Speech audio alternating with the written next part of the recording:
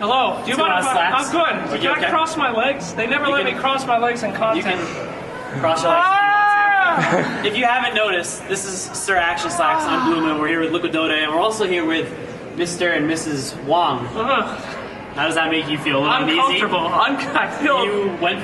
You found the body? We were hunting the ghost of Mr. Wong, who sits behind me yesterday in a piece of content that will hopefully never air. So it was not good.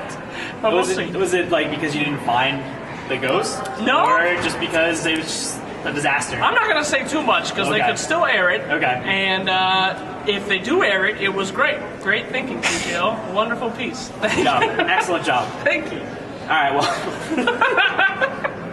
I hope to God we see this, but now you're here now. But originally, when you started by doing just like voices, Luna, Omni-Night. Yes, I feel so bad. How did you think it would get this far? No, I didn't even think people would watch those original videos, which I do have to apologize to you. I'm sure you had to listen to some in research. I'm so sorry. Well, to be honest, I've developed my own little Luna voice. Oh, have you? The moon waxes and my mercy wings. Oh, that's pretty freaking good. Oh, you get the Scottish accent. Gotta sell it, man. Luna has the most disgusting voice. It really does, but it's the most iconic. It is. I mean, it's like a Scottish accent with an Irish baby. It's horrible. The whole thing's horrible. I hate it. Sorry. People don't let me. Some guys give me very. It's fine. They're all staring at you. It's okay. You're like echoing through the theater too. My life. But that catapulted you to TI, and all of a sudden you're hosting. You took crowdfunding, and then all of a sudden now you're hosting TI. What was that like, jumping from YouTube to being live on screen? I mean, incredible.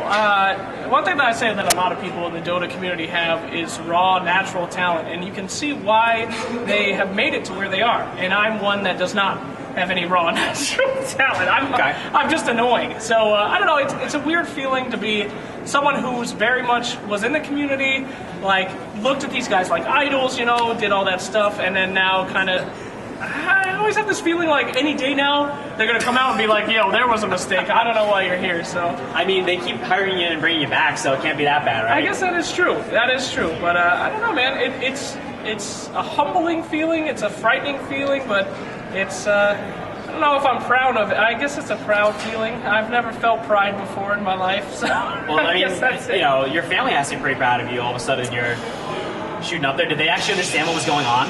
I mean, they don't really know what I do. My girlfriend the other day, she sent me... fiancé. My fiancé. Fiancé. Pardon me. My B, thank you. No, she sent me a tweet the other day. It was one of her third tweets, and she said, look, honey, I found this thing, a meme. It's about Donald Trump. And I'm like, oh, God. What if she finds out about my terrible life? Okay. So they really don't understand, like, at all what you do? No, and I hope they don't. The shame would be overwhelming if at Thanksgiving we had to discuss how I made a screeching broodmother impression for an hour and got to me where I am. They know I go on trips. Right. I mean, that's close enough. Did you learn a lot from Casey when you were at TI? Because hosting is a lot different from memeing, I feel like. Absolutely, yeah. Casey was a unique story. She, when I was watching TI4, I watched her and I said, I want to do that. What if I could do that? Like, I want to be that girl's replacement. Yeah. And then I said that as a joke, and then it started becoming close to a reality. Right. And the more and more I went in, I was like, oh man, yeah, this is going to be great. She doesn't know anything about Dota. I'm going to like destroy her and take her job. And then you get to know her, and she is just wonderful. I learned so much from that person. She has such passion, and it's like, yeah, I learned a ton. And the fact, I don't know, sometimes when you're on the low end of stuff, you look at somebody and you're like, oh, they're just doing that for an act so that they can get it. Right. And she is just one of the most legit people that actually cared, loved what they were doing, wanted to be better in the community, and just had natural skills. I mean, I picked up a ton. She probably is one of the people that taught me the most about anything I've done. Yeah, I feel like that was the first natural reaction when we had some random person coming into Dota. Right. Like, some random girl coming into Dota and saying, like, oh, hey, I'm here to interview people. And now all of a sudden she's an all-star, you're an all-star, and you guys are the hosting duo, I guess. All right, well, TI, we'll see. Anyone's replaceable. I mean, look at Red Eye. Yeah. We can cut Just that. kidding, Machine. Don't cut it. I love you, machine. No, but I mean, no. I mean, it's a pretty bad attitude to have that you're like an all-star. Yeah, that's true. You're going to be required at anything. I mean, I live my life as any moment somebody come and I'll never get to do anything again. And that's why I kind of treasure everything that I ever get to do here. Because it's like the dream job. It's my dream, and I know one day all dreams die. If Dota teaches you anything, Disney's not real. You'll work really hard, you'll let your carry farm, and then he'll throw for no reason at 60 minutes. So yeah, I'm ready for that throw. Do you feel like you owe or you have a responsibility to maintain your status within the community as like a community figure now that you've taken your rise from YouTube and all that stuff and Reddit, and now you're here? I mean, I suppose so. I mean, my situation's weird where the community has actually made me. I wouldn't exist without the community. Like, literally, a fundraiser sent me to an event. Content that they desired is what got me hired. And, again, I have no natural talent. So in a way, yeah, I mean, I don't feel like I represent the community, but I feel like I can at least be a positive thing for the community. Maybe just try to spread that maybe we shouldn't be all suits and ties. Maybe we should have fun. It's a video game. We can have fun. Oh my God. Who would have thought? Oh. So I won't say I represent them or I'm a role model, but just a reminder, an annoying reminder poking on your back. Laugh. But does that like wear on you at all? I mean, like you literally, if we were to turn the camera around, there's people just watching us waiting to talk to you. Does that I think they're just waiting for us to move the hell out of the way. I'm pretty sure.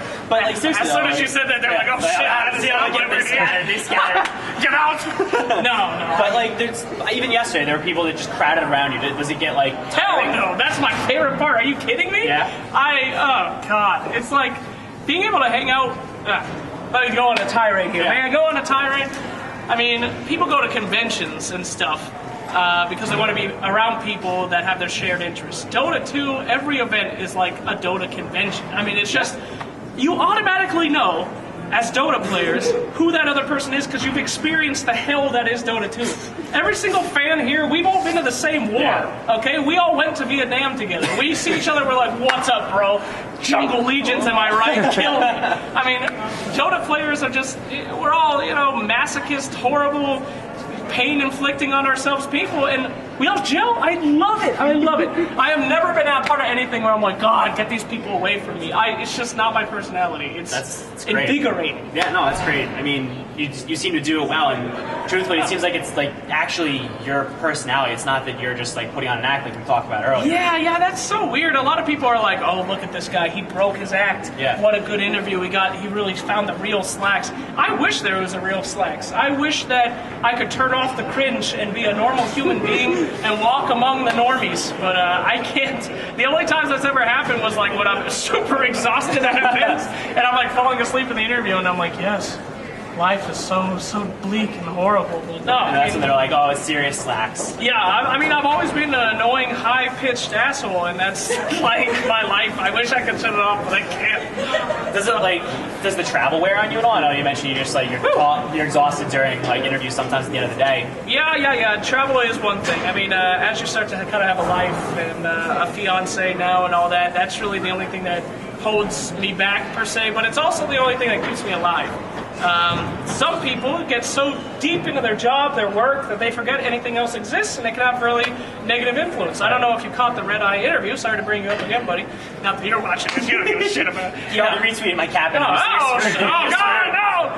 But yeah, I mean, it can have a real wear and tear on you, and I'm very thankful that I have a support of my fiance and my pug at home, and he forgets Daddy when I come home, and he bites me and he barks at me, and I have to feed him a lot for him to remember who I am. So, but it's also good. It shows you that there's more to life than video games, and that is very good for staying stable and not getting big-headed and stuff. Right. All right, one last question. Sure. All right, Ice Frog introduces a new hero, Pugosaurus Rex. All right, think about your pug. Okay. I want a Q, W, and E, and an R. Give me some abilities. Okay, his Q will be only activity during the day.